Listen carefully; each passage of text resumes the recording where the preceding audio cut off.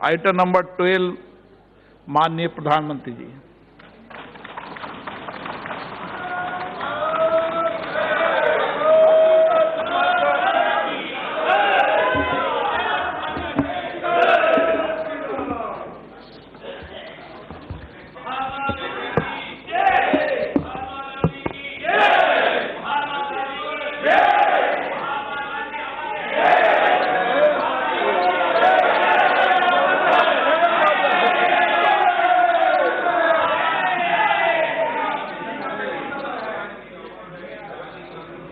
बस इतना ही।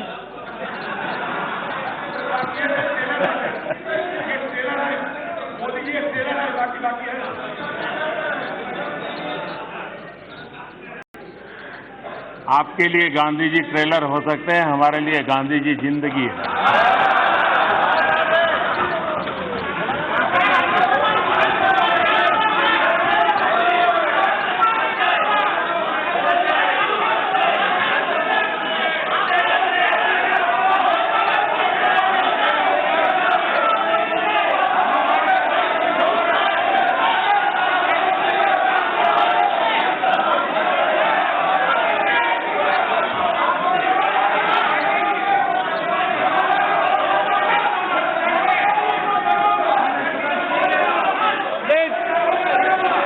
No, please, manage it. Gogoi ji, please. No, manage it. चलो, नो, माननीय प्रधानमंत्री जी, ये आपको मैं जवाब नहीं दूंगा, बैठ जाइए। माननीय अध्यक्ष महोदय, मैं राष्ट्रपति जी के अभिभाषण पर धन्यवाद प्रस्ताव पर राष्ट्रपति जी का आभार व्यक्त करने के लिए सर माननीय राष्ट्रपति जी होना चाहिए सर उपस्थित हुआ हूं।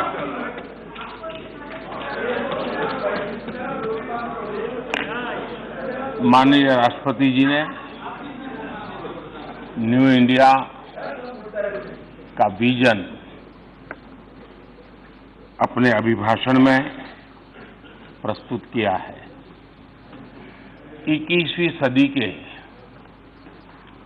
तीसरे दशक का माननीय राष्ट्रपति जी का ये वक्तव्य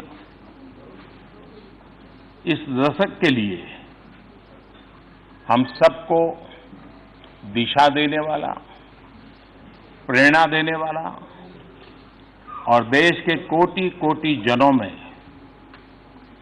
विश्वास पैदा करने वाला ये अभिभाषण है।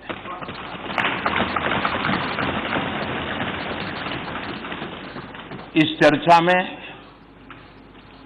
सदन के सभी अनुभवी माननीय सदस्यों ने बहुत ही अच्छे ढंग से अपनी अपनी बातें प्रस्तुत की हैं, अपने अपने विचार रखे हैं। चर्चा को समृद्ध करने का हर किसी ने अपने तरीके से प्रयास किया है। श्रीमान अधीर रंजन चौधरी जी, प्रोफेसर सौगत राय जी, डॉक्टर शशि थरूर जी, श्रीमान ओवैसी जी, दानिश अली जी, रामकृपाल यादव जी, पीपी चौधरी जी, पिनाकी मिश्रा जी, अखिलेश यादव जी, विनायक जी राउत, कई नाम हैं। मैं सबके नाम लूंगा तो समय शायद बहुत जाएगा, लेकिन मैं कहूंगा कि हर एक ने अपने अपने तरीके से अपने विचार प्रस्तुत किए हैं। लेकिन एक स्वर ये उठा है कि सरकार को इन सारे कामों की इतनी जल्दी क्या है, सब चीजें एक साथ क्यों कर रहे हैं।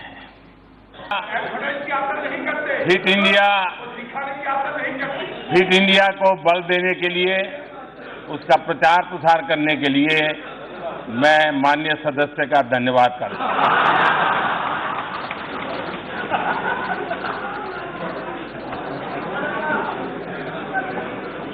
माननीय अध्यक्ष जी, कोई इस बात से तो इनकार नहीं कर सकता है कि देश ये हर पल कोशिश करता रहा है।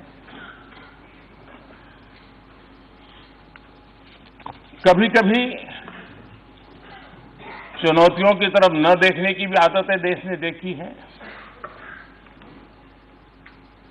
चुनौतियों को चुनने का सामर्थ्य नहीं, ऐसे लोगों को भी देखा है। लेकिन आज दुनिया की भारत के पास से जो अपेक्षा है, हम अगर चुनौतियों को चुनौती नहीं देंगे, अगर हम हिम्मत नहीं दिखाते और अगर हम सबको साथ लेकर के आगे चलने का गति नहीं बढ़ाते, तो शायद देश को अनेक समस्याओं से लंबे अरसे तक जूझना पड़ता। और इसलिए माननीय अध्यक्ष जी, अगर कांग्रेस के रास्ते हम चलते तो 50 साल के बाद भी शत्रु संपत्ति कानून का इंतजार देश को करते रहना पड़ेगा। 35 साल बाद भी नेक्स्ट जनरेशन लड़ाकू विमान का इंतजार देश को करते रहना पड़ेगा। 28 साल के बाद भी बेनामी संपत्ति कानून लागू नहीं होगा। 20 साल बाद भी चीफ ऑफ डिफेंस स्टाफ की नियुक्ति नहीं हो पाती। माननीय अध्यक्ष जी, हमारी सरकार तेज गति की वजह से, और हमारा मकसद है हम एक नई लकीर बना करके लीक से हट करके चलना चाहते हैं। और इसलिए हम इस बात को भली भांति समझते हैं कि आजादी के 70 साल के बाद देश लंबा इंतजार करने के लिए तैयार नहीं और नहीं होना चाहिए। और इसलिए हमारी कोशिश है स्पीड भी बढ़े, स्केल भी बढ़े, डिटर्मिनेशन भी हो और डिसिसिवनेस भी हो, सेंसिटिविटी भी हो और सॉल्यूशन भी होना चाहिए। हमने जिस तेज गति से काम किया है, उस तेज गति से काम का परिणाम है कि देश की जनता ने 5 साल में देखा और देखने के बाद उसी तेज गति से आगे बढ़ने के लिए थोड़ी अधिक ताकत के साथ हमें फिर से सेवा करने का मौका दिया। अगर ये तेज गति न होती तो 37 करोड़ लोगों के बैंक अकाउंट इतने कम समय में नहीं खुलते। अगर गति तेज न होती तो 11 करोड़ लोगों के घरों में शौचालय का काम पूरा नहीं होता। अगर तेज गति नहीं होती तो 13 करोड़ परिवारों में गैस का चूल्हा नहीं पहुंचता। अगर गति तेज न होती तो 2 करोड़ घर नए नहीं बनते गरीबों के लिए। अगर तेज गति नहीं होती तो लंबे अरसे से अटके हुए दिल्ली की 1700 से ज्यादा अवैध कॉलोनियां, 40 लाख से अधिक लोगों की जिंदगी जो अधर में लटकी हुई थी, वो काम पूरा नहीं होता। आज उन्हें उनका अपने। माननीय अध्यक्ष जी, यहां पर नॉर्थ ईस्ट की भी चर्चा हुई है।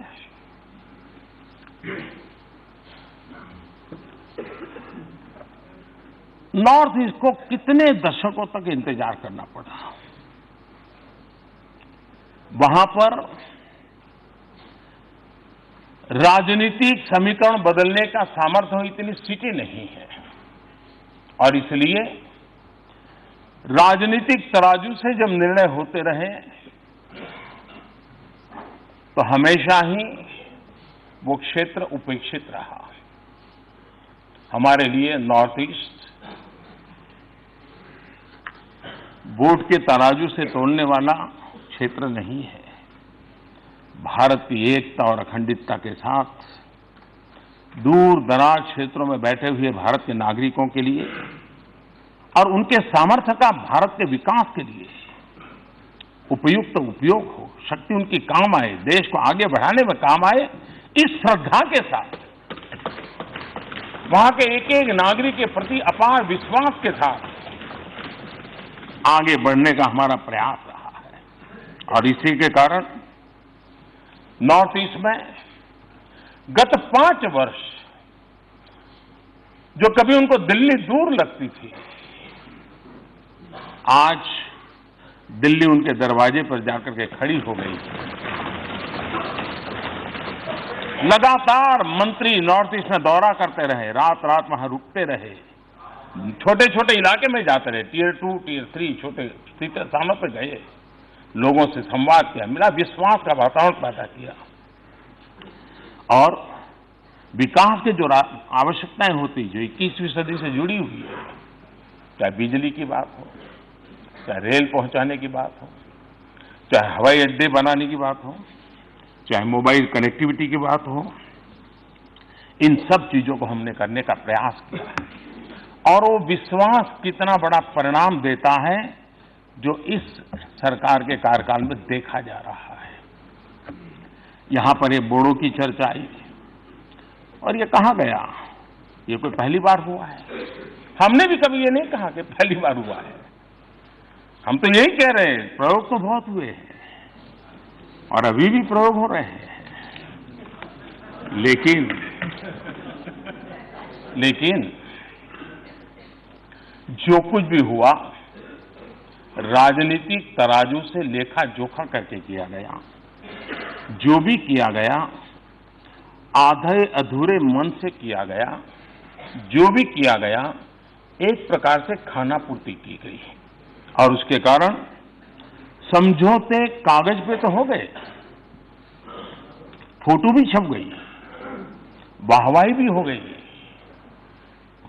बड़े गौरव के साथ आज भी उसकी चर्चा भी हो रही है, लेकिन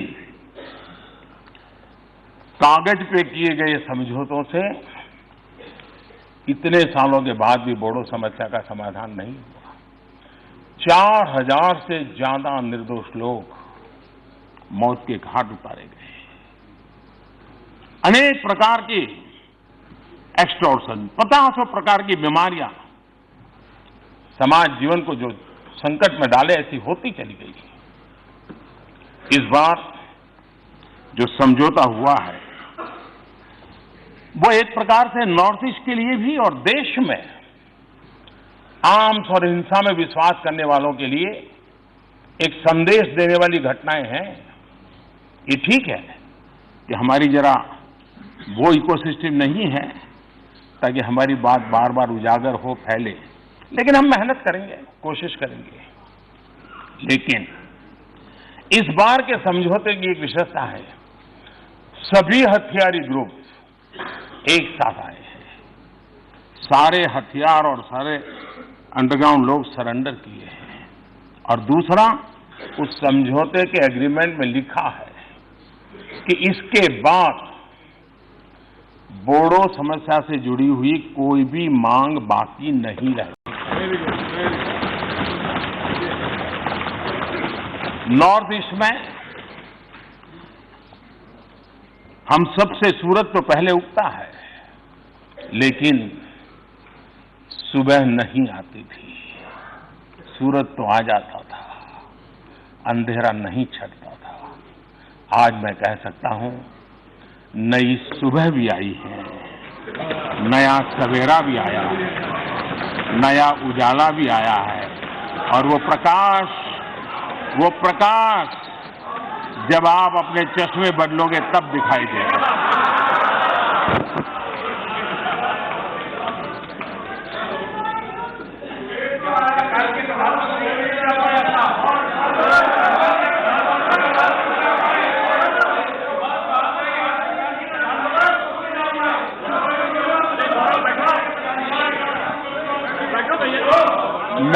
मैं आपका बहुत आभारी हूं, ताकि बोलने के लिए बीच बीच में मुझे आप विराम दे रहे हैं।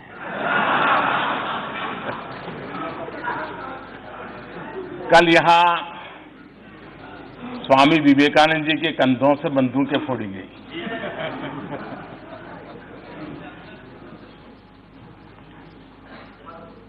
आपने उसको रिकॉर्ड पर से निकाल दिया है, इसलिए मैं उल्लेख तो नहीं करूंगा, लेकिन मुझे एक पुरानी छोटी सी कथा याद आती है। एक बार कुछ लोग रेल में सफर कर रहे थे, और जब रेल में सफर कर रहे थे तो रेल जैसे गति पकड़ती थी, पटरी में से आवाज आती है, हम सब जानते हैं, सबका अनुभव है। तो वहां बैठे हुए एक संत महात्मा थे। उन्होंने कहा, देखो पटरी में से कैसी आवाज आ रही है, ये निर्जीव पटरी भी हमें कह रही है, प्रभु कर दे बेड़ा पार। बोले देखो यही आवाज आ रही, सुनो, प्रभु कर दे बेड़ा पार। तो दूसरे संत ने कहा, नहीं यार, मैंने सुना, मुझे तो सुनाई दे रहा है, प्रभु तेरी लीला अपरंपार, प्रभु तेरी लीला अपरंपार। तो वहां एक मौलवी जी बैठे थे। उन्होंने कहा, अरे भाई मुझे तो सुनाई दे रहा है दूसरा। तो इन संतों ने कहा, भाई आपको क्या सुनाई दे रहा है? तो उन्होंने कहा, मुझे सुनाई दे रहा है, ये अल्लाह तेरी रहमत, ये अल्लाह तेरी रहमत। तो वहां एक पहलवान बैठे थे। उन्होंने कहा, मुझे भी सुनाई दे रहा है। तो पहलवान ने कहा, मुझे सुनाई दे रहा है, खा रबड़ी कर कसरत, खा रबड़ी कर कसरत।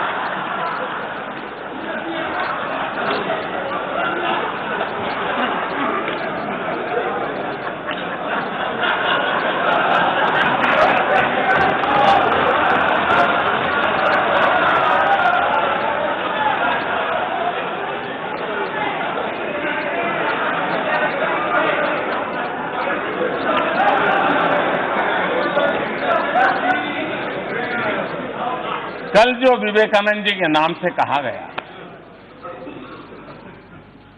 जैसी मन की रचना होती है वैसा ही सुनाता है, जैसा वैसा ही। आपको ये देखने के लिए इतना दूर नजर करने की जरूरत ही नहीं थी, बहुत कुछ पास में है।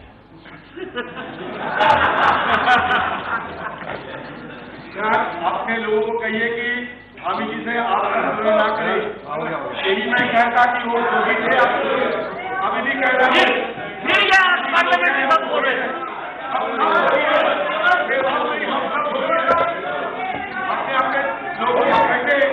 स्वामी जी को अपमान ना करे।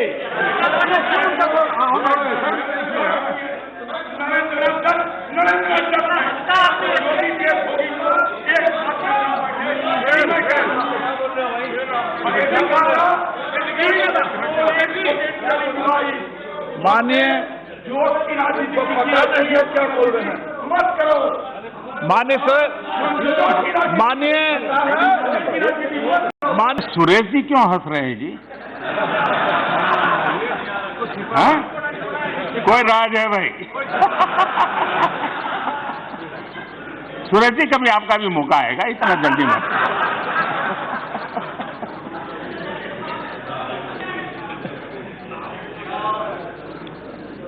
माननीय अध्यक्ष जी,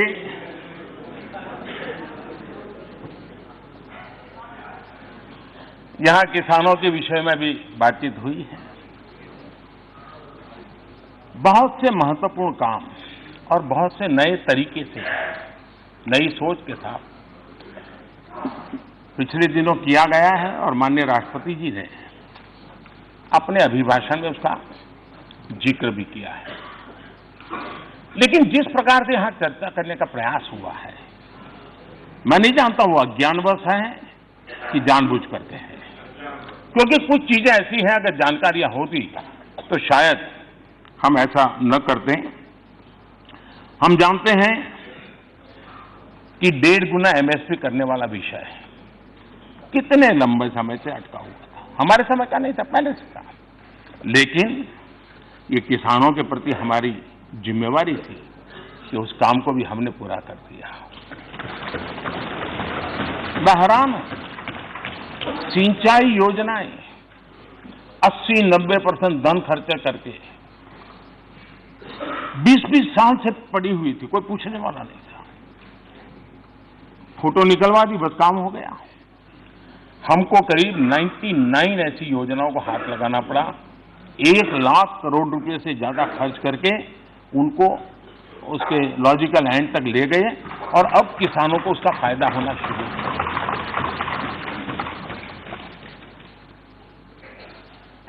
प्रधानमंत्री फसल बीमा योजना, इस प्रधानमंत्री फसल बीमा योजना के तहत इस व्यवस्था से किसानों में एक विश्वास पैदा हुआ है।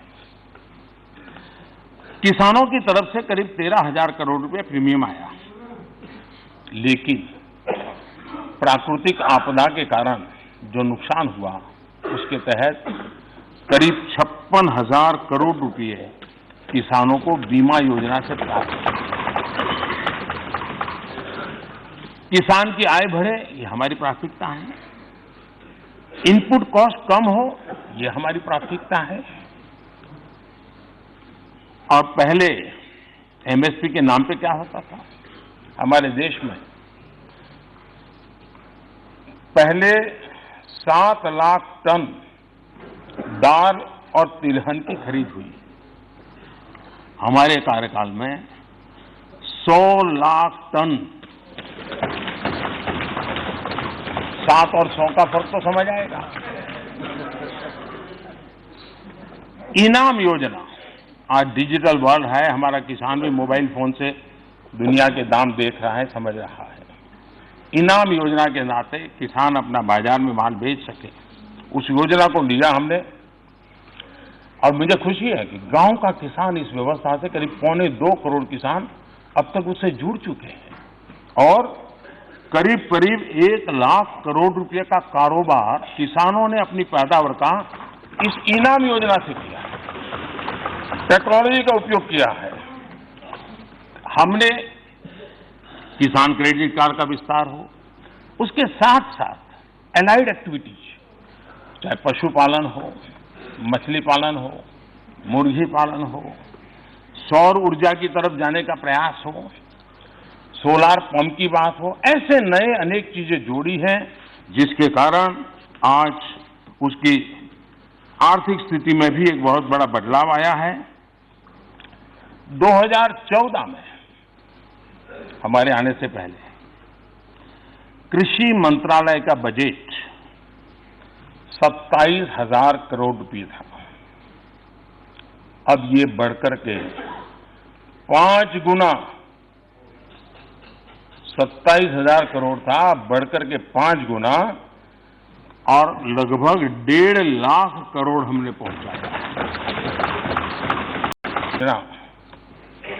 किसानों के खाते में सीधे पैसे जाते हैं, अब तक करीब 45,000 करोड़ रुपए किसानों के खाते में ट्रांसफर हो चुके हैं।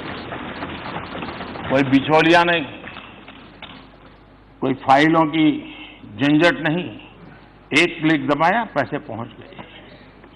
लेकिन मैं जरूर यहां माननीय सदस्यों से आग्रह करूंगा कि राजनीति करते रहिए, करनी भी चाहिए, क्योंकि मैं जानता हूं आपकी तकलीफ, लेकिन क्या हम राजनीति करने के लिए किसानों के हितों के साथ खिलवाड़ करेंगे? मैं उन माननीय सदस्यों से विशेष आग्रह करूंगा कि अपने राज्य में देखें,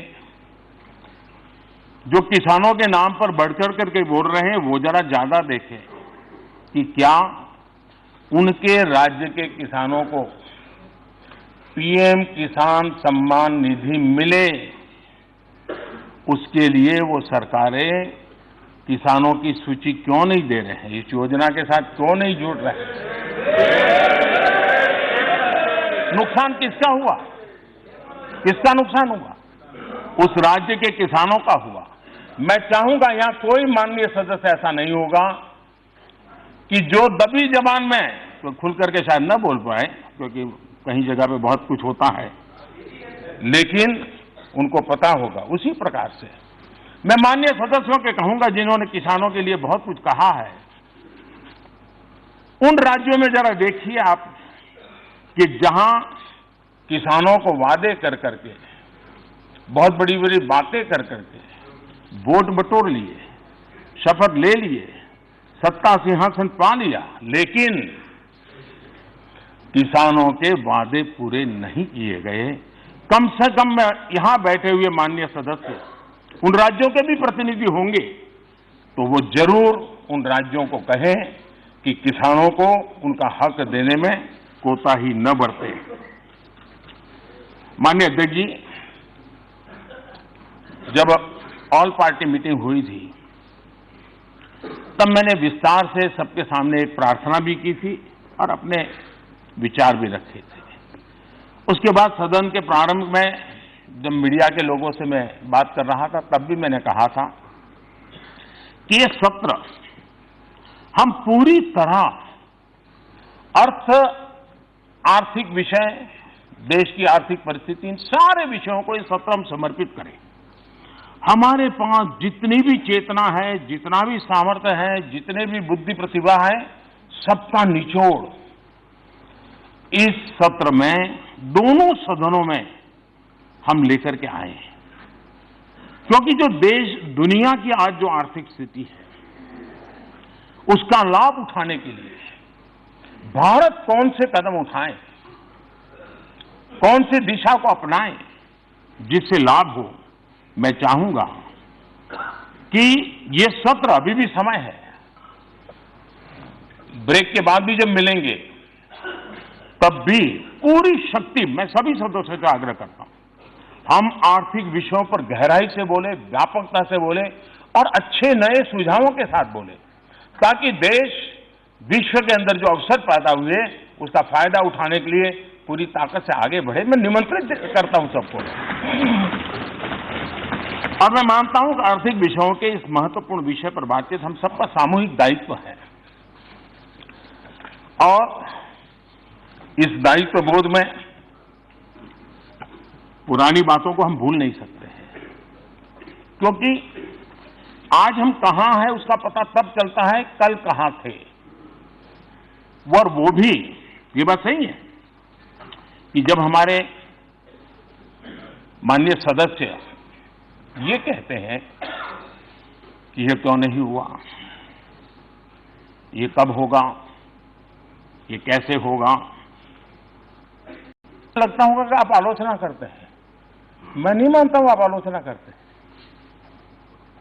मुझे खुशी है कि आप मुझे समझ पाए हैं, क्योंकि आपको विश्वास है करेगा तो यही करेगा।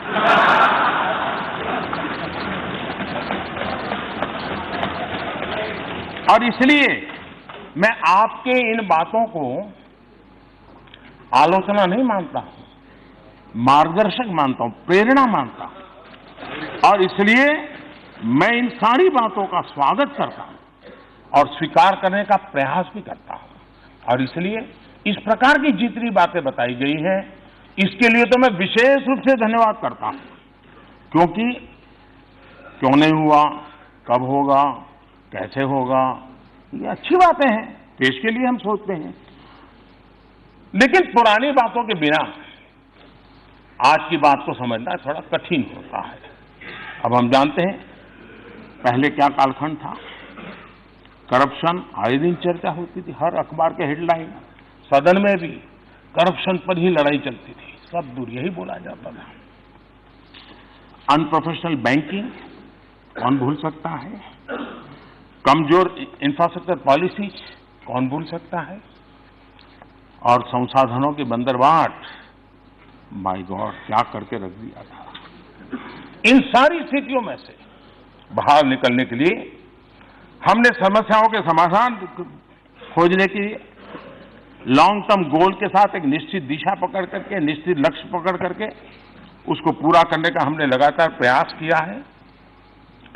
और मुझे विश्वास है कि उसी का परिणाम है कि आज इकोनॉमी में फिस्कल डेफिसिट बनी रही है, महंगाई नियंत्रित रही है और मैक्रो इकोनॉमिक स्टेबिलिटी भी बनी रही है।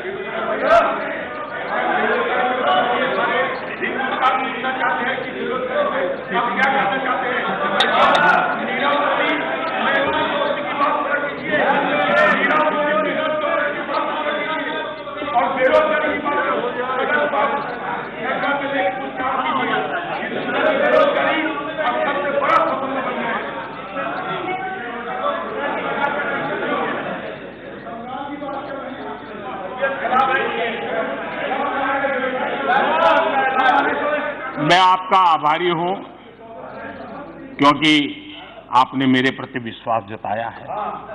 ये भी काम हम ही करेंगे। हाँ, एक काम नहीं करेंगे, एक काम न करेंगे, एक काम न करेंगे, न होने देंगे, वो है आपकी बेरोजगारी नहीं हटने देंगे।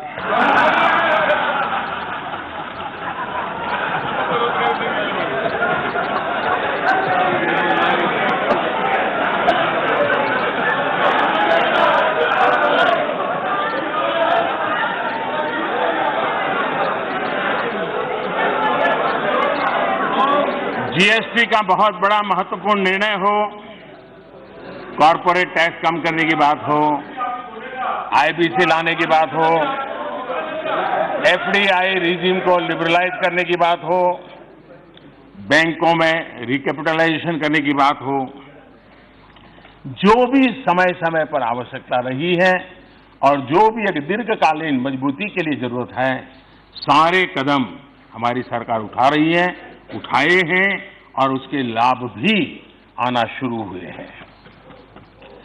और वो रिफॉर्म्स जिसकी चर्चा हमेशा हुई है, आपके यहां भी जो पंडित लोग थे वो यही कहते रहते थे, लेकिन कर नहीं पाते थे।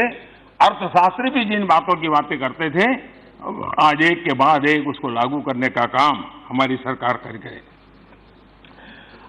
इन्वेस्टर्स का भरोसा बढ़े, अर्थव्यवस्था को मजबूती मिले, उसको लेकर के भी हमने कई महत्वपूर्ण निर्णय किए हैं। 2019 जनवरी से 2020 के बीच 6 बार जीएसटी रेवेन्यू 1 लाख करोड़ से ज्यादा रहा है। अगर मैं एफडीआई की बात करूं तो 2018 अप्रैल से सितंबर एफडीआई $22 बिलियन था। आज उसी अवधि में ये एफडीआई $26 बिलियन पार कर गया है। ये इस बात का सबूत है कि विदेशी निवेशकों का भारत के प्रति विश्वास बढ़ा है, भारत की अर्थव्यवस्था पर विश्वास बढ़ा है और भारत में आर्थिक क्षेत्र में अपार अवसर है, ये कन्विक्शन बना है, तब जाकर के लोग आते हैं। और गलत अफवाहें फैलाने के बावजूद भी लोग उनसे बाहर निकल करके आ रहे हैं, ये भी बहुत बड़ी बात है।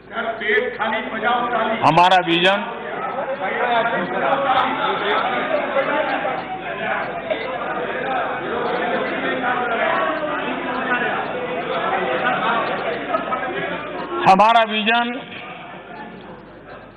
Greater investment, better infrastructure, increase value addition और ज्यादा से ज्यादा जॉब क्रिएशन पर है।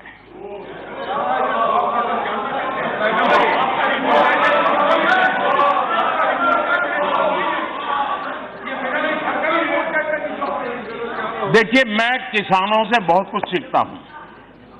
किसान जो होता है ना, वो बड़ी गर्मी में खेत जोत करके तैयार रखता है। बीज बोता नहीं उस समय, सही समय पर बीज बोता है।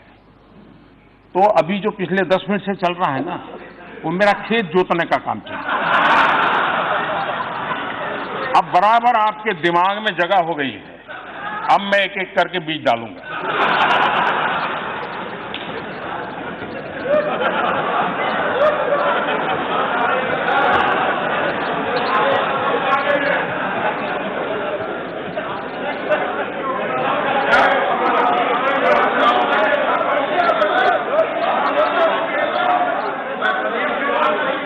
माननीय अध्यक्ष जी, Mudra Yojana, startup India, stand up India, इन योजनाओं ने देश में स्वरोजगार को बहुत बड़ी ताकत दी है। इतना ही नहीं, इस देश में करोड़ों करोड़ों लोग जो पहली बार मुद्रा योजना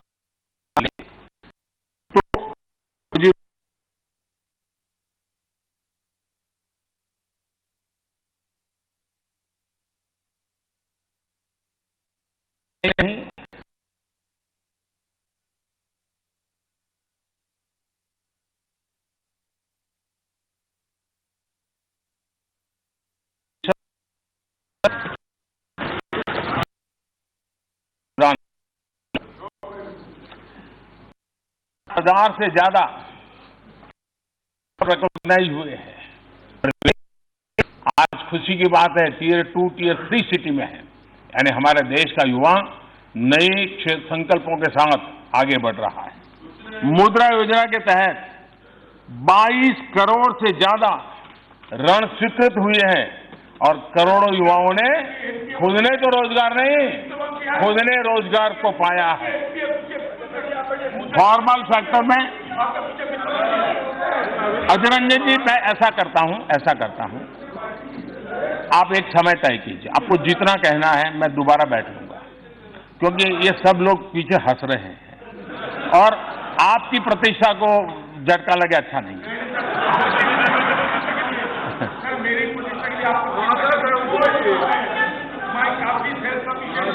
लेकिन आपने जो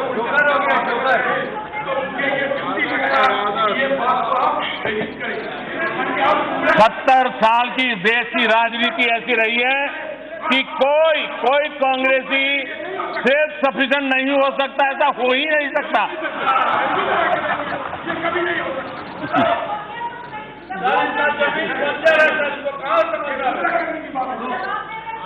वर्ल्ड बैंक के डेटा ऑन एंटरप्रेन्योर्स, उसमें भारत का दुनिया के अंदर तीसरा स्थान है।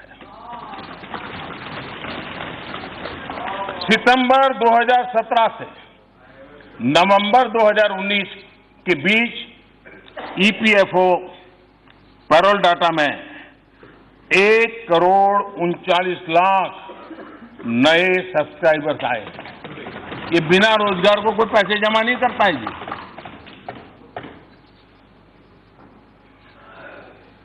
मैंने कांग्रेस के एक नेता का कल घोषणा पत्र सुना। उन्होंने घोषणा की है कि 6 महीने में मोदी को डंडे मारेंगे।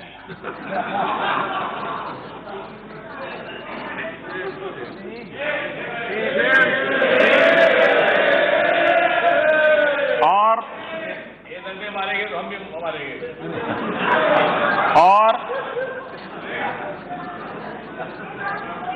ये बात सही है कि ये काम जरा कठिन है, तो तैयारी के लिए 6 महीने तो लगते ही हैं। तो 6 महीने का समय तो अच्छा है, लेकिन मैं भी 6 महीने में तय किया हूं कि रोज सूर्य नमस्कार की संख्या बढ़ा दूंगा, ताकि अब तक करीब 20 साल से जिस प्रकार की गंदी गालियां सुन रहा हूं, और अपने आप को गालिब प्रूफ बना दिया है। 6 महीने ऐसे सूर्य नमस्कार करूंगा, ऐसे सूर्य नमस्कार करूंगा कि मेरी पीठ को भी हर डंडे झेलने की ताकत वाला बना दूंगा। तो मैं आभारी हूं कि पहले से अनाउंस कर दिया गया है, तो मुझे ये 6 महीना आप एक्सरसाइज बढ़ाने का टाइम मिलेगा।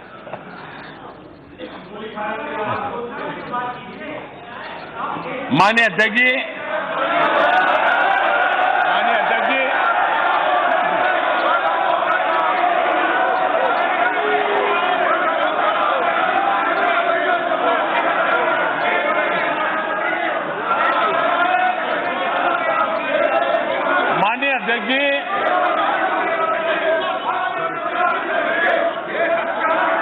माननीय अध्यक्ष जी, मैं 30-40 मिनट से बोल रहा था, लेकिन करंट पहुंचते पहुंचते इतनी देर लगी।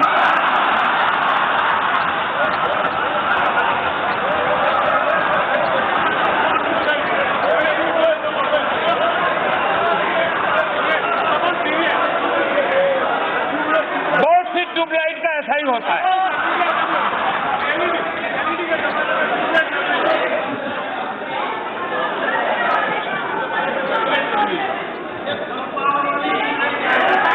माननीय अध्यक्ष जी,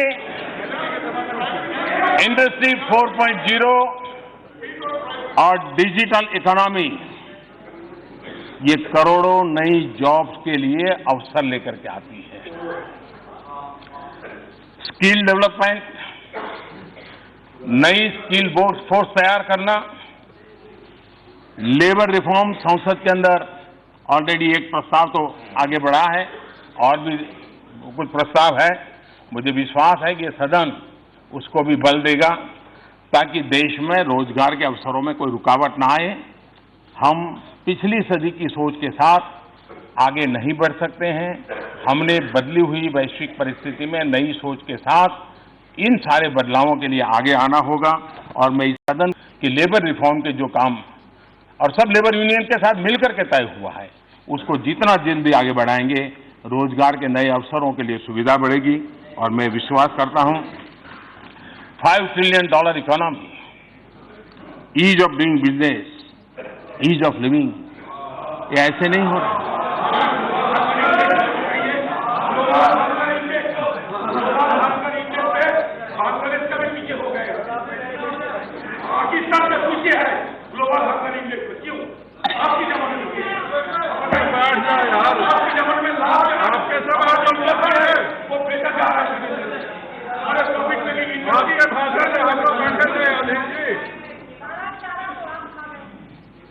माननीय मंत्री जी, कोई टिप्पणी मत कीजिए।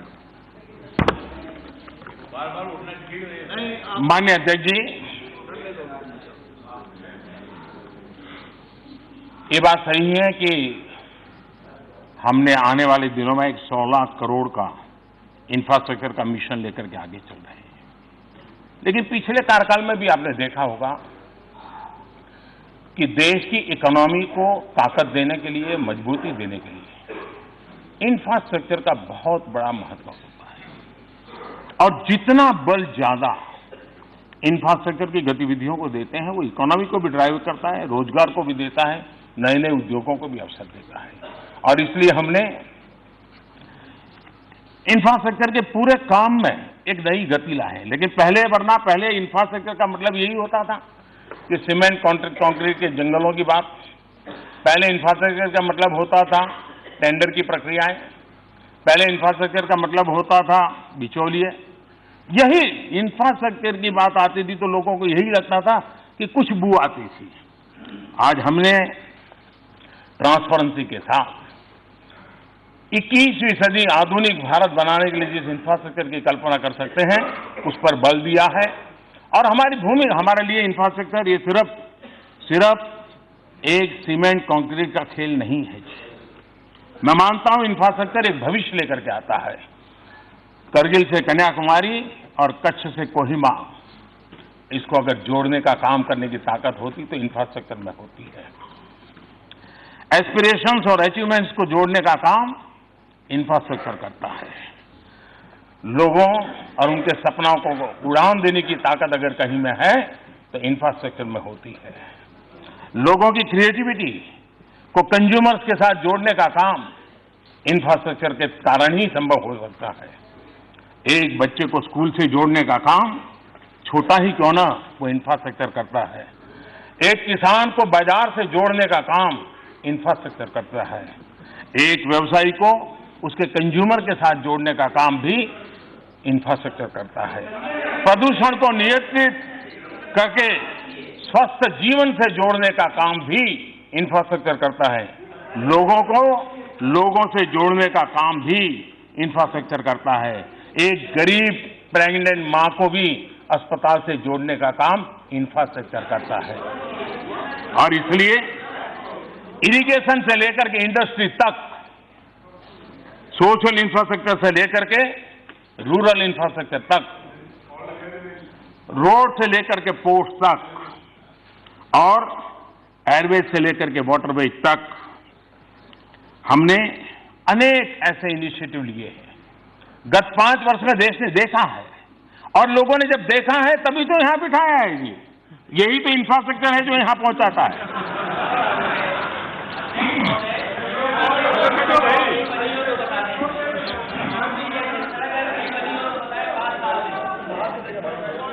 यूपी की जनता ने बता दिया है ये।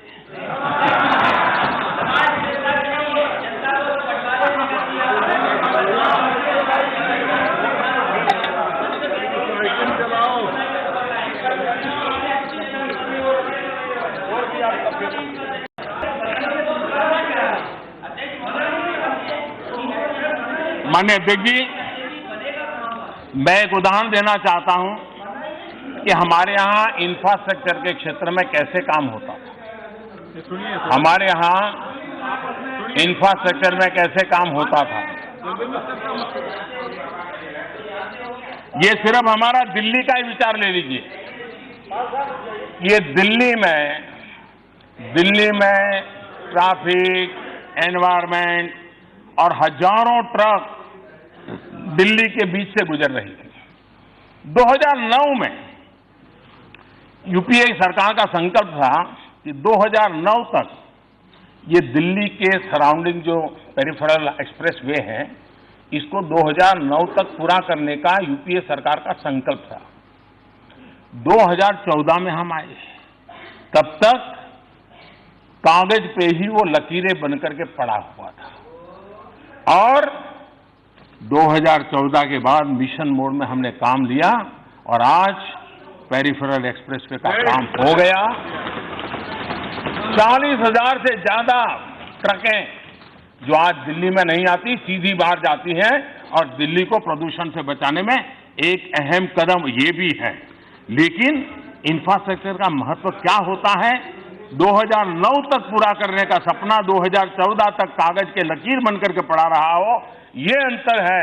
उसको समझने के लिए थोड़ा टाइम लगेगा।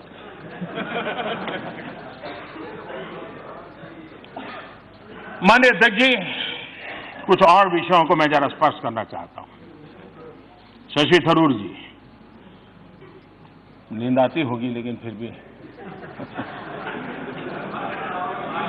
क्योंकि कुछ लोगों ने जरा बार बार यहां पर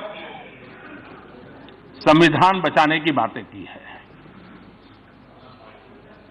और मैं भी मानता हूं कि संविधान बचाने की बात कांग्रेस ने दिन में 100 बार बोलनी चाहिए। कांग्रेस के लिए मंत्र होना चाहिए, संविधान बचाओ, संविधान बचाओ, क्यों जरूरी है। क्योंकि संविधान के साथ कब क्या हुआ, अगर संविधान का महात्म्य समझते तो संविधान के साथ यह न हुआ होता। और इसलिए जितनी बार आप संविधान बोलोगे, हो सकता है कुछ चीजें आपको अपनी गलतियों का एहसास करवा देगी, आपके इरादों का एहसास करवा देगी और आपको सच में संविधान इस देश के अंदर महामूल्य है, इसका ताकत का अनुभव कराएगी। माननीय अध्यक्ष जी, यही लोग हैं। इमरजेंसी में संविधान बचाने के काम आपको याद नहीं आया था?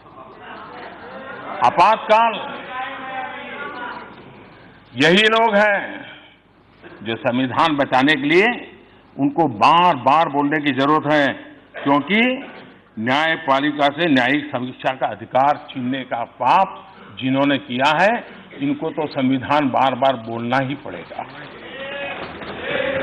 जिन लोगों ने लोगों से जीने का कानून छीनने की बात कही थी, उन लोगों को बार बार संविधान बोलना ही पड़ेगा, पढ़ना भी पड़ेगा।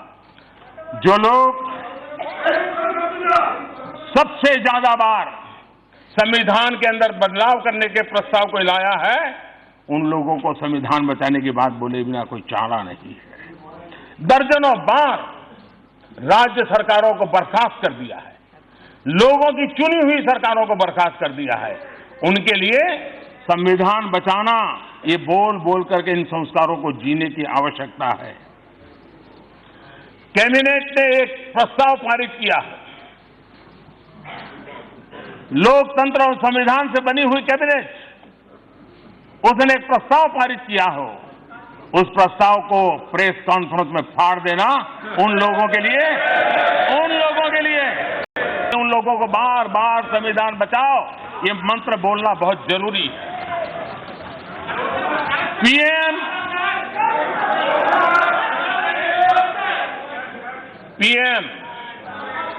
और पीएमओ के ऊपर national advisory council remote control से सरकार चलाने का तरीका करने वालों को संविधान का महात्म्य समझना बहुत जरूरी है। संविधान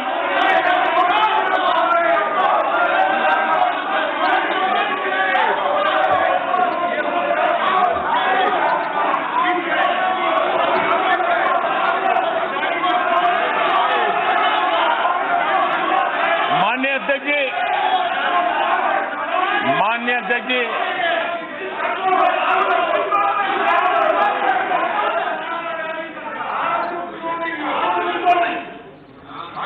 माननीय अध्यक्ष जी, संविधान की वकालत के नाम पर दिल्ली और देश में क्या क्या हो रहा है वो देश भली भांति देख रहा है, समझ भी रहा है, और देश की चुपकिदी कभी न कभी तो रंग लाएगी। सर्वोच्च अदालत वो संविधान के रचित सीधा एक महत्वपूर्ण अंग है।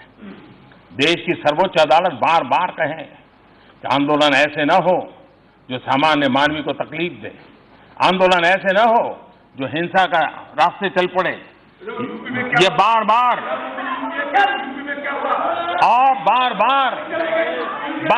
सुप्रीम कोर्ट के कहने के बाद भी अधीर जी देखिए, आपने इतनी मेहनत की है, आपका सीआर अब ठीक हो गया है, चिंता मत करिए। नहीं, आपका सीआर हो गया, आपका सीआर ठीक हो गया, आपका सीआर ठीक हो गया है, आपका सीआर ठीक हो गया। संविधान बचाने की बातों वालों करना है, लेकिन यही वामपंथी लोग, यही कांग्रेस के लोग, यही वोट बैंक की राजनीति करने वाले लोग वहां जा जाकर के उकसा रहे हैं, भड़काऊ बातें कर रहे हैं।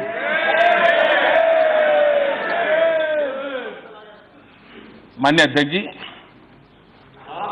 एक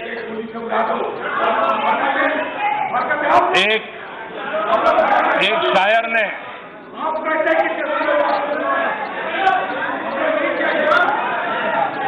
माननीय अध्यक्ष जी, एक शायर ने कहा था, और शायद इस स्थिति को बड़ी सटीक तरीके से, खूब पर्दा है कि चिलमन से लगे बैठे हैं।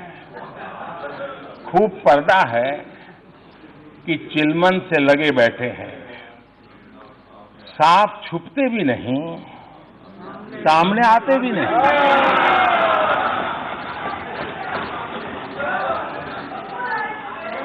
पब्लिक सब जानती है, सब समझती है। जिस तरह के बयान दिए गए सदन में, उसका जिक्र सही नहीं है।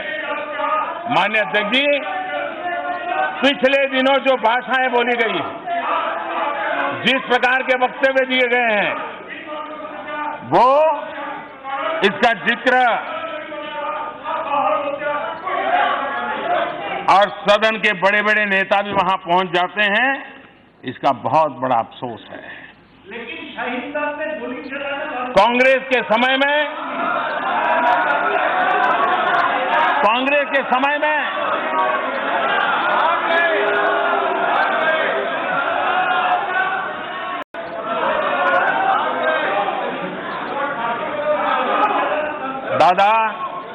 दादा पश्चिम बंगाल के पीड़ित लोग यहां बैठे हैं।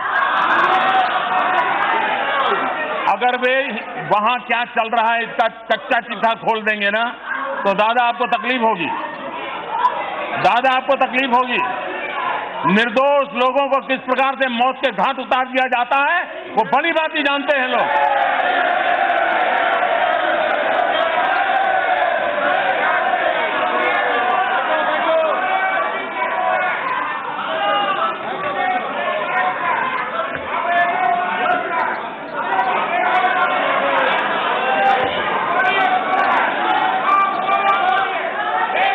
माननीय अध्यक्ष जी, कांग्रेस के समय में संविधान की क्या स्थिति थी, लोगों के अधिकार की स्थिति क्या थी, ये मैं जरा इनको पूछना चाहता हूं। अगर संविधान इतना महत्वपूर्ण है जो हम मानते हैं, अगर आप मानते होते तो जम्मू कश्मीर में हिंदुस्तान का संविधान लागू करने में आपको किसने रोका? इसी संविधान के दिए अधिकारों से जम्मू कश्मीर के मेरे भाइयों बहनों को वंचित रखने का पाप किसने किया था? और शशि जी, आप तो जम्मू कश्मीर के दामाद रहे हैं। अरे उन बेटियों की चिंता करते, आप संविधान की बात करते हो। और इसलिए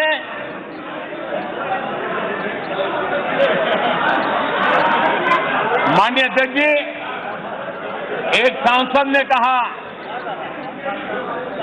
एक माननीय सांसद ने कहा कि जम्मू कश्मीर ने अपनी आइडेंटिटी खोई है। किसी ने कहा, किसी की नजर में तो जम्मू कश्मीर मतलब जमीन ही था।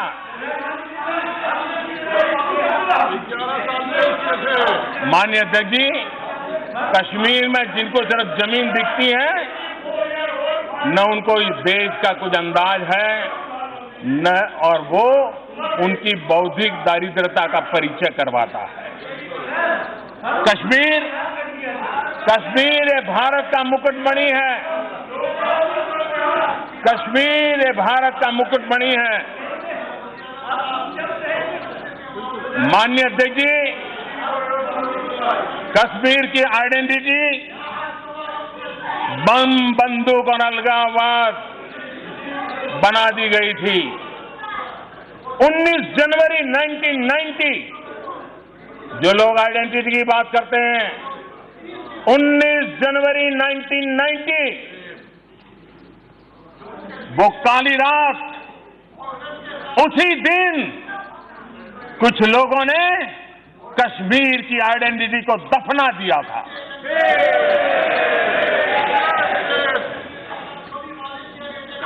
कश्मीर की आइडेंटिटी सूफी परंपरा है। कश्मीर की आइडेंटिटी सर्वपंथ संभाव की है। कश्मीर के प्रतिनिधि मां लालदेड़, नंद ऋषि, सैयद बुलबुल शाह, मीर सैयद अली हमदानी, ये कश्मीर की आइडेंटिटी है। माननीय अध्यक्ष जी, कुछ लोग कहते हैं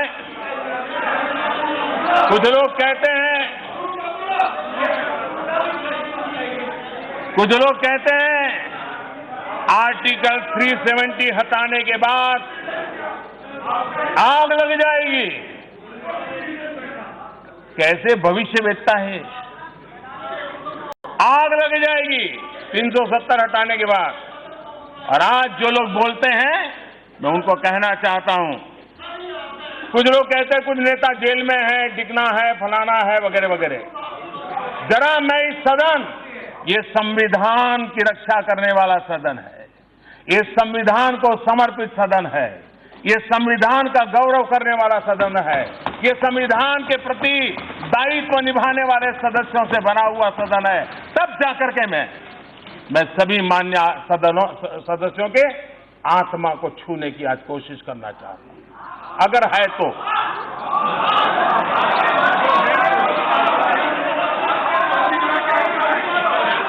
माननीय अध्यक्ष जी, माननीय अध्यक्ष जी,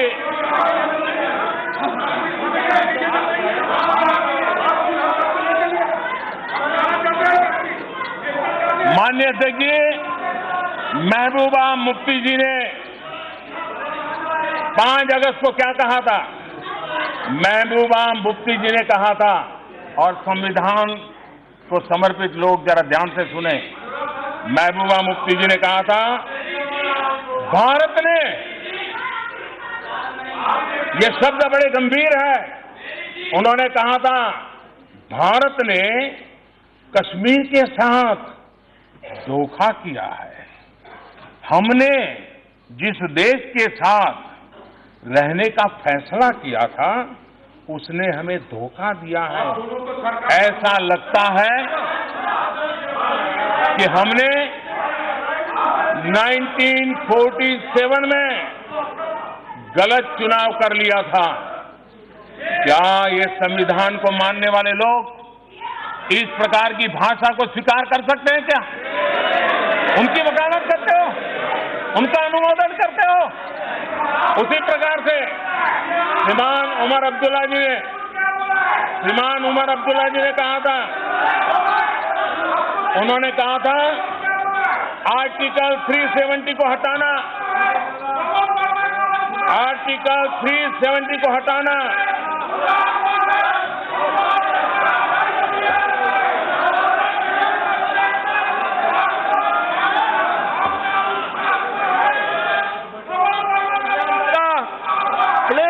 प्लीज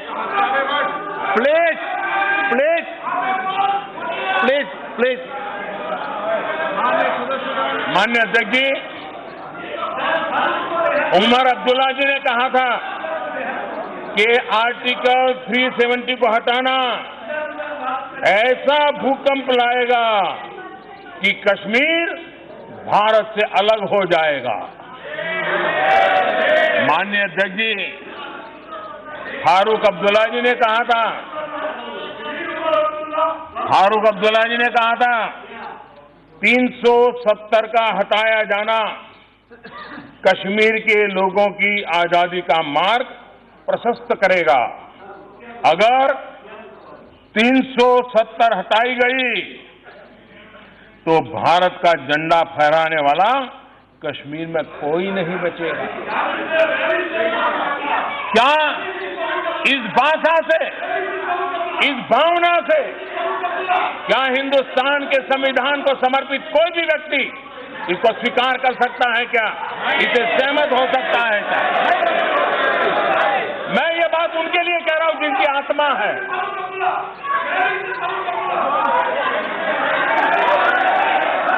माननीय अध्यक्ष जी,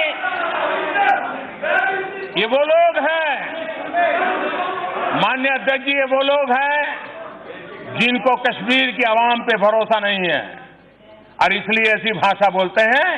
हम वो है जिनको कश्मीर की आवाम पे भरोसा है।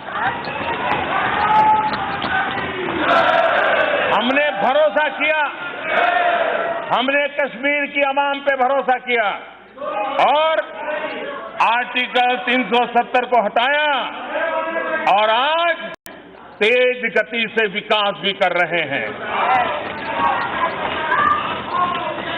और इस देश के किसी भी क्षेत्र के हालात बिगाड़ने की मंजूरी नहीं दी जा सकती। चाहे वो कश्मीर हो, चाहे नॉर्थ ईस्ट हो, चाहे केरल हो, कोई भी इजाजत नहीं दी जा सकती।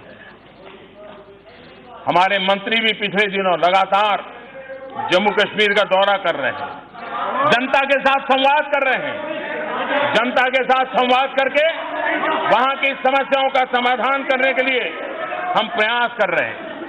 माननीय अध्यक्ष जी, मैं आज इस सदन से जम्मू कश्मीर के उज्जवल भविष्य के लिए, जम्मू कश्मीर के विकास के लिए, जम्मू कश्मीर के लोगों की आशा अपेक्षाओं को पूर्ण करने के लिए हम प्रतिबद्ध हैं। हम संविधान को समर्पित लोग सबके सब प्रतिबद्ध हैं। लेकिन साथ साथ मैं लद्दाख के विषय में भी कहना चाहूंगा। माननीय अध्यक्ष जी,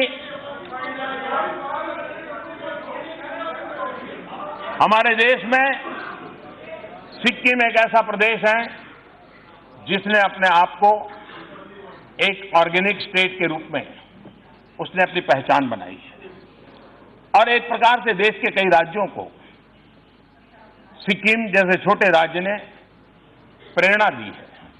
सिक्किम के किसान, सिक्किम के नागरिक उसके लिए अभिनंदन के अधिकारी हैं। लद्दाख,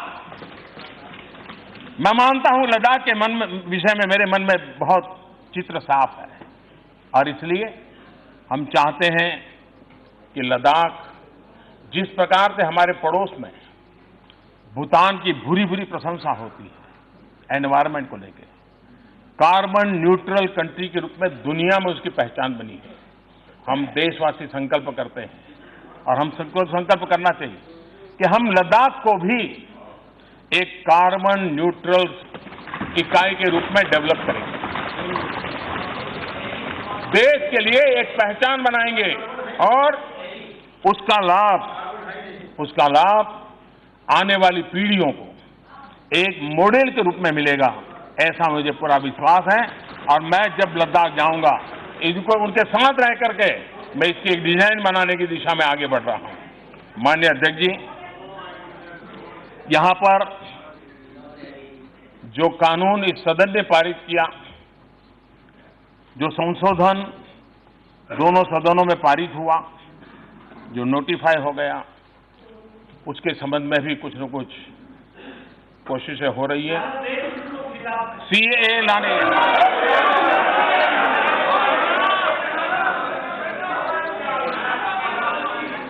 कुछ लोग कह रहे हैं सीएए लाने की इतनी जल्दी क्या थी। कुछ माननीय सदस्यों ने ये कहा कि ये सरकार भेदभाव कर रही है, ये सरकार हिंदू और मुस्लिम कर रही है। कुछ ने कहा कि हम देश के टुकड़े करना चाहते हैं। बहुत कुछ कहा गया और यहां से बाहर बहुत कुछ बोला जाता है। काल्पनिक भय पैदा करने के लिए पूरी शक्ति लगा दी गई है और वो लोग बोल रहे हैं जो देश के टुकड़े टुकड़े करने वालों के बगल में खड़े रह करके फोटो खिंचवाते हैं, देश के टुकड़े टुकड़े करने वालों के बगल में खड़े होकर के जो लोग फोटो खिंचवाते हैं दशकों से, पाकिस्तान यही भाषा बोलता आया है। पाकिस्तान यही बातें कर रहा है। भारत के मुसलमानों को भड़काने के लिए पाकिस्तान ने कोई कसर छोड़ी नहीं है। भारत के मुसलमानों को गुमराह करने के लिए पाकिस्तान ने हर खेल खेले हैं, हर रंग दिखाए हैं और अब उनकी बात चलती नहीं है। पाकिस्तान की बात बढ़ नहीं पा रही है। तब जब मैं हैरान हूं कि जिनको हिंदुस्तान की जनता ने सत्ता के सिंहासन से घर भेज दिया, वे आज उस काम को कर रहे हैं जो कभी ये देश सोच भी नहीं सकता था। हमें याद दिलाया जा रहा है कि क्विट इंडिया का नारा देने वाले, जय हिंद का नारा देने वाले हमारे मुस्लिम ही थे। दिक्कत यही है कि कांग्रेस और उसकी नजर में ये लोग हमेशा ही सिर्फ और सिर्फ मुस्लिम थे। हमारे लिए, हमारी नजर में वो भारतीय है, हिंदुस्तानी है। खान अब्दुल गफार खां हो, माननीय अध्यक्ष जी,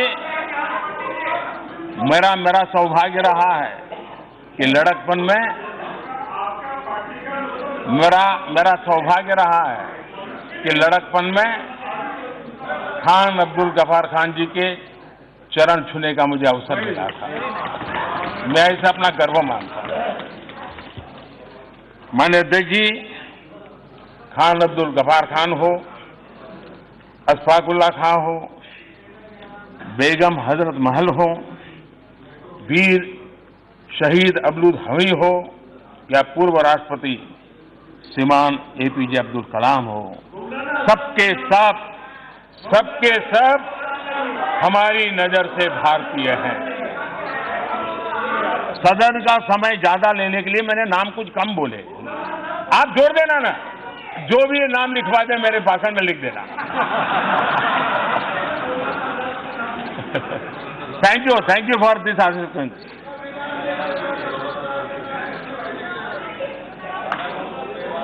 माननीय अध्यक्ष जी, कांग्रेस और उसके जैसे दलों ने जिस दिन भारत को भारत की नजर से देखना शुरू किया, उसे अपनी गलती का एहसास होगा।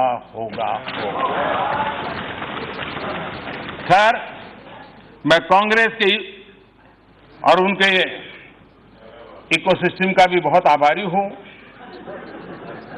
कि उन्होंने सिटीजनशिप अमेंडमेंट एक्ट को लेकर के हो हल्ला मचाए रखा हुआ है।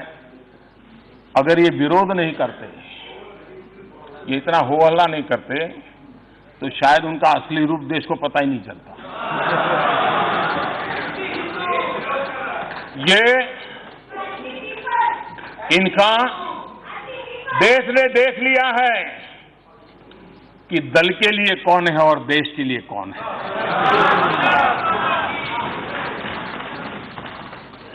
और मैं चाहता हूं, जब चर्चा निकल पड़ी है तो बात दूर तक चली जाए। माननीय अध्यक्ष जी, प्रधानमंत्री बनने की इच्छा किसी की भी हो सकती है और उसमें कुछ बुरा भी नहीं, लेकिन किसी को प्रधानमंत्री बनना था, इसलिए हिंदुस्तान के ऊपर एक लकीर खींची गई और देश का बंटवारा कर दिया गया। बंटवारे के बाद जिस तरह पाकिस्तान में हिंदुओं, सिखों और अन्य अल्पसंख्यकों पर अत्याचार हुआ, जुल्म हुआ, जोर जबरदस्ती हुई, उसकी कल्पना तक नहीं की जा सकती। मैं कांग्रेस के साथियों से जरा पूछना चाहता हूं, क्या आपने कभी भूपेंद्र कुमार दत्ता का नाम सुना है? कांग्रेस में चले गए? अरे ममता दीदी भाषण सुन रही है।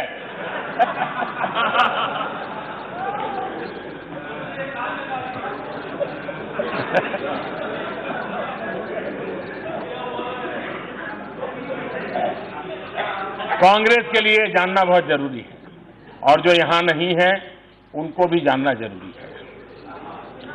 भूपेंद्र कुमार दत्त एक समय में ऑल इंडिया कांग्रेस कमेटी में थे, उसके सदस्य थे। स्वतंत्रता संग्राम के दौरान 23 साल उन्होंने जेल में बिताए थे। वो एक ऐसे महापुरुष थे जिन्होंने न्याय के लिए 78 दिन 78 डे जेल के अंदर भूख हड़ताल की थी और ये भी उनके नाम एक रिकॉर्ड है। विभाजन के बाद भूपेंद्र कुमार दत्त पाकिस्तान में ही रुक गए थे। वहां की संविधान सभा के वे सदस्य भी थे। जब संविधान का काम चल ही रहा था, अभी तो संविधान का काम चल ही रहा था, शुरुआत के दिन थे, और उस समय भूपेंद्र कुमार दत्त ने उसी संविधान सभा में जो कहा था, उसे आज मैं दोहराना चाहता हूं, क्योंकि जो लोग हम पे आरोप मढ़ रहे हैं उनके लिए समझना बहुत जरूरी है। भूपेंद्र कुमार दत्त ने कहा था, so far as this side of Pakistan is concern, the minorities are practically practically liquidated. Those of us who are here to live represent near a core of people still left in East Bengal, live under a total sense of frustration. ये भूपेंद्र कुमार दत्त ने बंटवारे के तुरंत बाद वहां की संविधान सभा में ये दर्द व्यक्त किया था। ये हालत थी स्वतंत्रता के शुरुआत के दिनों से ही अल्पसंख्यकों की, वहां के अल्पसंख्यकों की।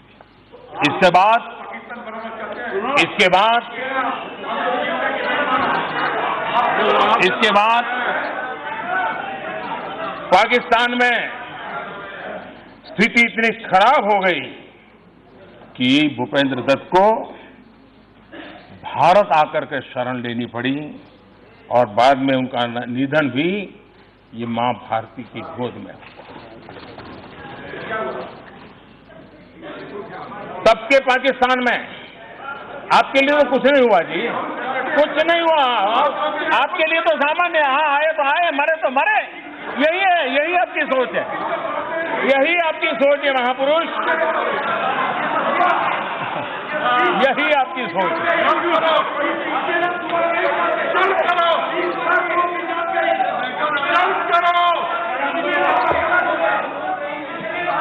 माननीय अध्यक्ष जी,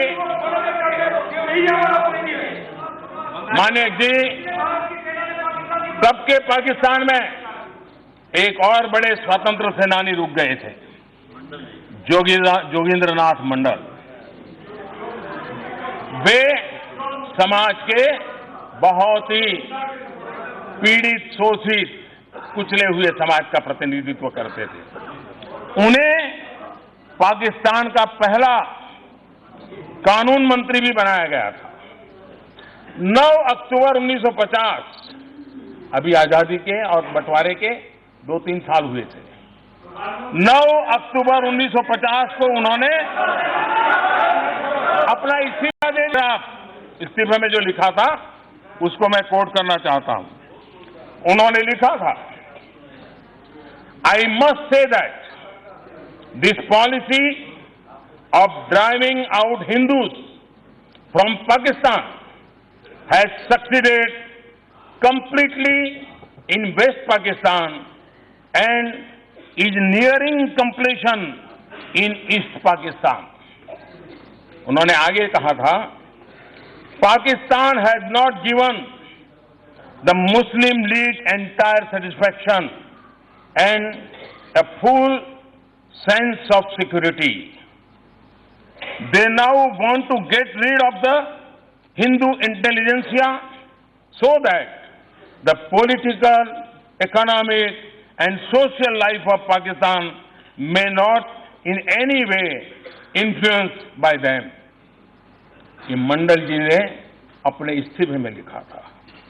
इन्हें भी आखिरकार भारत ही आना पड़ा और उनका निधन भी मां भारती की गोद में हुआ।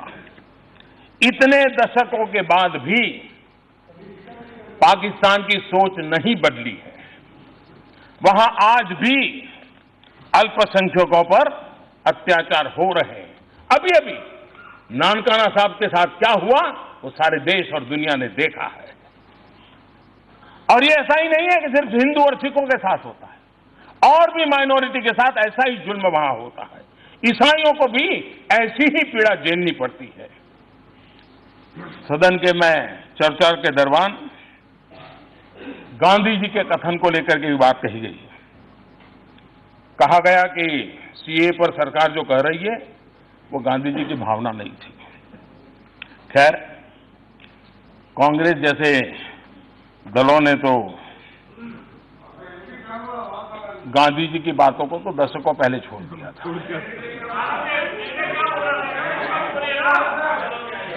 पूरी तरह कोटेबल कोर्ट इज अवेलेबल, और हमने 50 बार दे दिया है।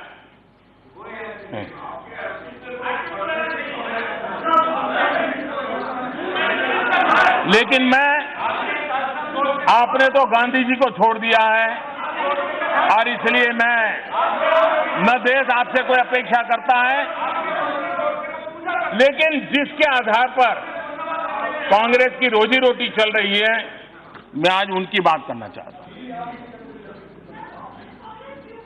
1950 में नेहरू लियाकत समझौता हुआ।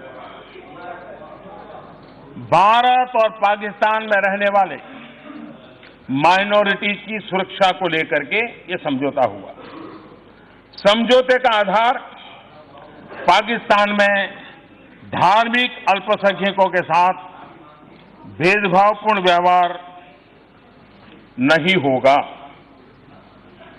पाकिस्तान में रहने वाले जो लोग हैं, जिसमें जो धार्मिक अल्पसंख्यक है, जिसकी बात हम बोल रहे हैं, उसके संबंध में नेहरू और लियाकत के बीच में एग्रीमेंट हुआ था। अब कांग्रेस को जवाब देना होगा। नेहरू जैसे इतने बड़े सेक्युलर, नेहरू जैसे इतने बड़े महान विचारक, इतने बड़े विजनरी, और आपके लिए सब कुछ, उन्होंने उस समय वहां की माइनॉरिटी के बजाय सारे नागरिक ऐसा शब्द प्रयोग क्यों नहीं किया? अगर इतने ही महान थे, इतने उदार थे, तो क्यों नहीं किया भाई? कोई तो कारण होगा। लेकिन इस सत्य को आप कब तक जुटलाओगे? भाइयों बहनों, माननीय सदस्य अध्यक्ष जी और माननीय सदस्यगण, ये उस समय की बात है। ये मैं उस समय की बात बता रहा हूं।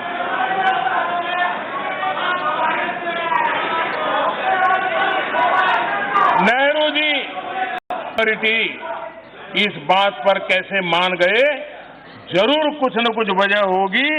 जो बात हम बता रहे हैं आज, वही बात उस समय नेहरू जी ने बताई थी।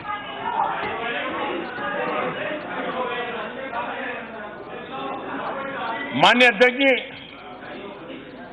नेहरू जी ने माइनॉरिटी शब्द क्यों प्रयोग किया? ये आप बोलेंगे नहीं, क्योंकि आपको तकलीफ है। लेकिन नेहरू जी खुद इसका जवाब देके गए। मुझे मालूम है आप उनको भी छोड़ दोगे, जहां जरूरत पड़े आप किसी को भी छोड़ सकते। नेहरू जी ने नेहरू लियाकत समझौता साइन होने के एक साल पहले असम के तत्कालीन मुख्यमंत्री श्रीमान गोपीनाथ जी को एक पत्र लिखा था, और गोपीनाथ जी को पत्र में जो लिखा था उसमें कोट करना चाहता हूं। उन्होंने पत्र में लिखा था, जो लोग हमको कहते हैं ना हम हिंदू मुस्लिम कर रहे हैं, हम देश को बांट रहे हैं, ये नेहरू जी ने क्या कहा था, ये जरा याद रखना। गोपीनाथ जी जो असम के मुख्यमंत्री थे, नेहरू जी ने लिखा था, आपको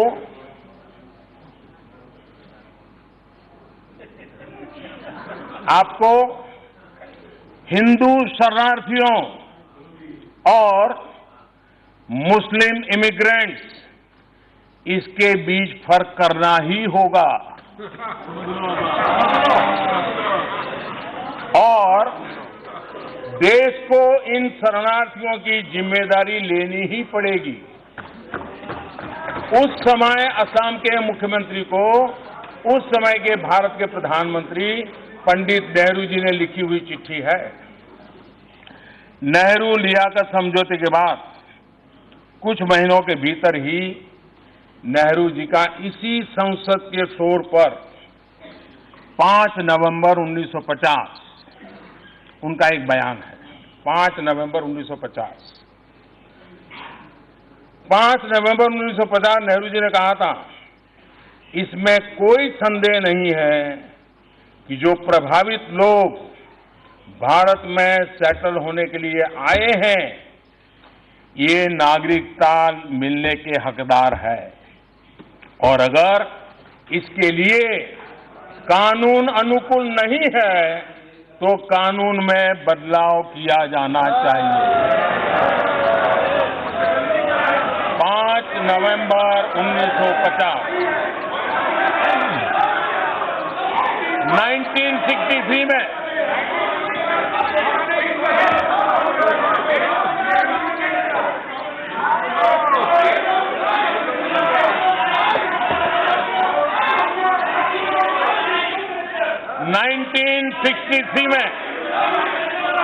लोकसभा में, इसी सदन में और इसी जगह से 1963 में कॉल अटेंशन मोशन हुआ।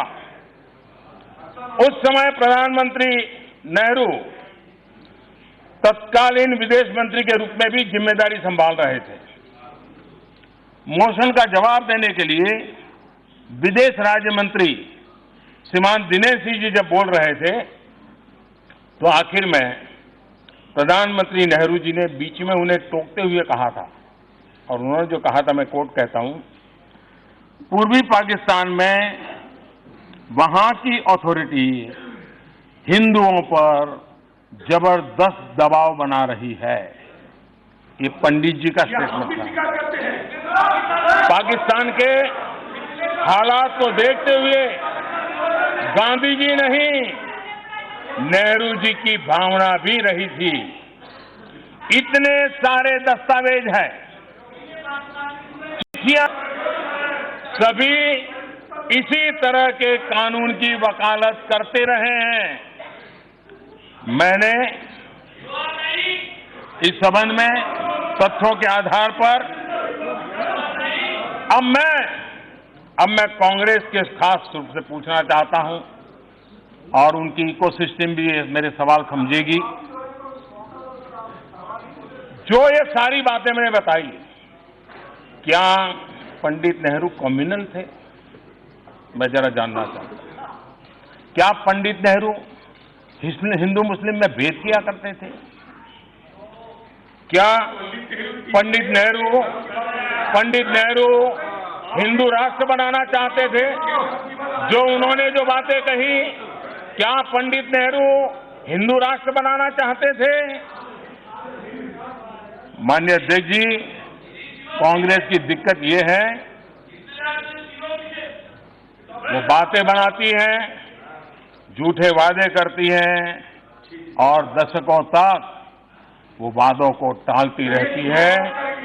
आज हमारी सरकार अपने राष्ट्र निर्माताओं की भावनाओं पर चलते हुए फैसले ले रही है तो कांग्रेस को दिक्कत हो रही है। और मैं फिर से स्पष्ट करना चाहता हूं, इस सदन के माध्यम से इस देश के 130 करोड़ नागरिकों को बड़ी जिम्मेवारी के साथ संविधान की मर्यादाओं को समझते हुए कहना चाहता हूं, संविधान की जिम्मेवारियों को समझते हुए कहना चाहता हूं, संविधान के प्रति समर्पण भाव से कहना चाहता हूं, देश के 130 करोड़ नागरिकों से कहना चाहता हूं, सीएए इस बिल से, इस एक्ट से हिंदुस्तान के किसी भी नागरिक पर किसी भी प्रकार का कोई प्रभाव होने वाला नहीं है। चाहे वो हिंदू हो, मुस्लिम हो, सिख हो, ईसाई हो, किसी को नहीं होने वाला। इससे भारत की माइनॉरिटी को कोई नुकसान होने वाला नहीं। फिर भी जिन लोगों को देश की जनता ने नकार दिया है, वो लोग वोट बैंक की राजनीति करने के लिए ये खेल खेल रहे हैं। और मैं जरा पूछना चाहता हूं, मैं कांग्रेस के लोगों से विशेष रूप से पूछना चाहता हूं, जो माइनॉरिटी के नाम पर अपनी राजनीतिक रोटियां सेकते रहते हैं, क्या कांग्रेस को 84 के दिल्ली के दंगे याद है? क्या माइनॉरिटी के साथ, क्या वो माइनॉरिटी नहीं थी? वो माइनॉरिटी थी कहीं ना? क्या आप उन लोगों के, हमारे सिख भाइयों के गले में टायर बांध करके उनको जला दिया था?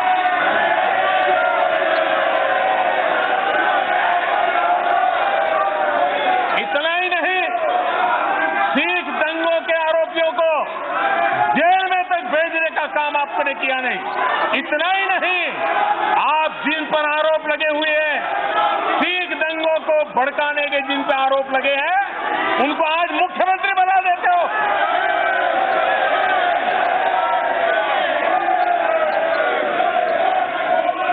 सिख दंगों को आरोपियों को सजा दिलाने में उन हमारी विधवा माताओं को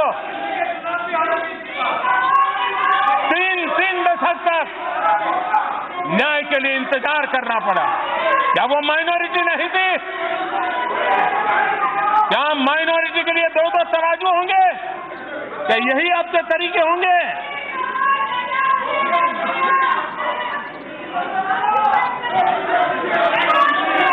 माननीय अध्यक्ष जी, कांग्रेस पार्टी जिसने इतने सालों, देश का दुर्भाग्य है कि जिसके पास एक जिम्मेवार विपक्ष के रूप में देश को अपेक्षाएं थी, वो आज गलत रास्ते पर चल पड़े हैं।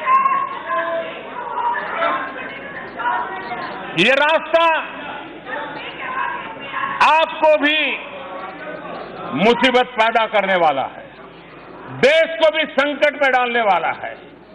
और ये चेतावनी मैं इसलिए दे रहा हूं, हम सबको देश की चिंता होनी चाहिए, देश के उज्जवल भविष्य की चिंता होनी चाहिए। आप सोचिए, अगर राजस्थान की विधानसभा कोई निर्णय करे, कोई व्यवस्था खड़ी करे और राजस्थान में वो कोई मानने को तैयार न हो, जल से जुलूस निकाले, हिंसा करे, आगजनी लगाए, आपकी सरकार है, क्या स्थिति बनेगी? मध्य प्रदेश, आप वहां बैठे हैं, मध्य प्रदेश की विधानसभा को निर्णय करे और वहां की जनता उसके खिलाफ इसी प्रकार से निकल पड़े, क्या देश ऐसे चल सकता है? क्या एनआरकी का रास्ता? और इसलिए आपने बहुत कुछ किया है, आपने इतना गलत किया है, इसीलिए तो वहां बैठना पड़ा है। ये आपके कारनामों का ही परिणाम है कि जनता ने आपको वहां बिठाया है। और इसलिए लोकतांत्रिक तरीके से देश में हर एक को अपनी बात बताने का हक है, लेकिन झूठ और अफवाहें फैला करके, लोगों को गुमराह करके हम कोई देश का भला नहीं कर पाएंगे। और इसलिए मैं आज संविधान की बातें करने वालों को विशेष रूप से आग्रह करता हूं, आइए संविधान को सम्मान करें, आइए मिल बैठ करके देश चलाएं, आइए देश को आगे ले जाएं, $5 ट्रिलियन इकोनॉमी के लिए एक संकल्प लेकर के हम चले। आइए देश के 15 करोड़ परिवार जिनको पीने का शुद्ध जल नहीं मिल रहा है, वो पहुंचाने का संकल्प करें। आइए देश के हर गरीब को पक्का घर लेने के काम को हम मिल करके के आगे बढ़े ताकि उनको पक्का घर मिले। आइए देश के किसान हो, मछुआरे हो, पशुपालक हो, उनकी आय बढ़ाने के लिए हम कामों को सफलतापूर्वक आगे बढ़ाइए। आइए हर पंचायत को ब्रॉडबैंड कनेक्टिविटी दें। आइए एक भारत श्रेष्ठ भारत बनाने का संकल्प लेकर के हम आगे बढ़े। माननीय अध्यक्ष जी, भारत के उज्जवल भविष्य के लिए हम मिल बैठ करके आगे चले। इसी एक भावना के साथ मैं माननीय राष्ट्रपति जी को अनेक अनेक धन्यवाद करते हुए मैं मेरी वाणी को विराम देता हूं। आपका भी मैं विशेष आभार व्यक्त करता हूं।